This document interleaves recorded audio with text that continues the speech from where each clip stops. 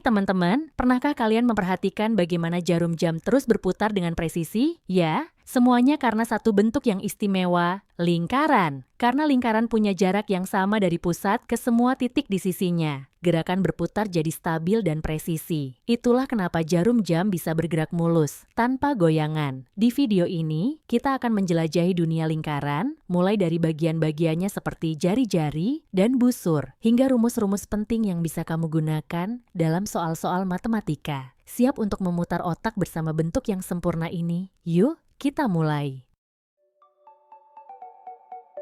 Dalam matematika, lingkaran adalah tempat kedudukan titik-titik pada bidang datar yang berjarak sama terhadap satu titik tetap. Titik tetap itu kita sebut titik pusat yang diberi tanda huruf P. Dan jarak dari titik pusat ke tepi lingkaran, itu namanya jari-jari diberi tanda huruf R.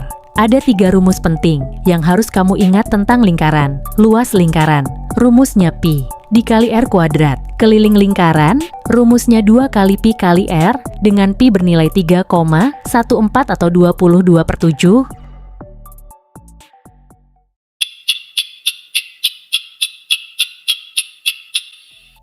Busur lingkaran. Sekarang kita bahas bagian yang nggak kalah penting dari lingkaran, yaitu busur. Busur adalah himpunan titik-titik yang berupa kurva lengkung, baik terbuka atau tertutup, dan berimpit dengan lingkaran.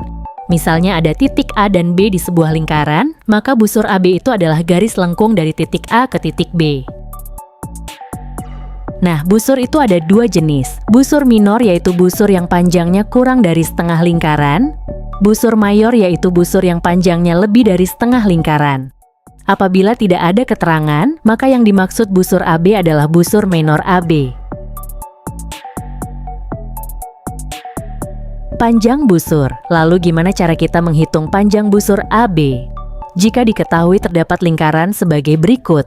Keterangan P sama dengan titik pusat lingkaran, alfa sama dengan besar sudut pusat lingkaran, AB sama dengan busur lingkaran, AP sama dengan BP sama dengan R sama dengan jari-jari lingkaran.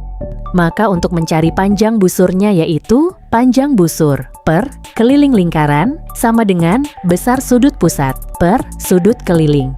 Panjang busur AB per 2 kali Pi kali R sama dengan alfa per 360 derajat. Panjang busur AB sama dengan alfa per 360 derajat kali 2 kali Pi kali R. Jadi rumus panjang busur adalah sama dengan alfa per 360 derajat kali 2 kali Pi kali R. Contoh, perhatikan gambar lingkaran berikut. Jika panjang PA sama dengan 21 cm dan besar sudut APB sama dengan 120 derajat, tentukan panjang busur AB. Diketahui, PA sama dengan R sama dengan 21 cm. Sudut APB sama dengan alfa sama dengan 120 derajat. Ditanya, panjang busur AB? Penyelesaian, panjang AB sama dengan alfa per 360 derajat kali 2 kali Pi kali R sama dengan 120 per 360 derajat kali 2 kali Pi, 22/7 kali 21. Ruas atas dan bawah dapat sama disederhanakan dengan dibagi 120. Diketahui pada 22/7. 7 adalah penyebut dan 21 sama dengan 21/1, maka 21 adalah pembilang. Sehingga dapat disederhanakan dengan sama-sama dibagi 7. Sama dengan 1/3 dikali 2 dikali 22 dikali 3. 1/3 dan 3 dapat disederhanakan juga dengan sama-sama dibagi 3. Sama dengan 2 dikali 22, sama dengan 44. Jadi, panjang busur AB adalah 44 cm.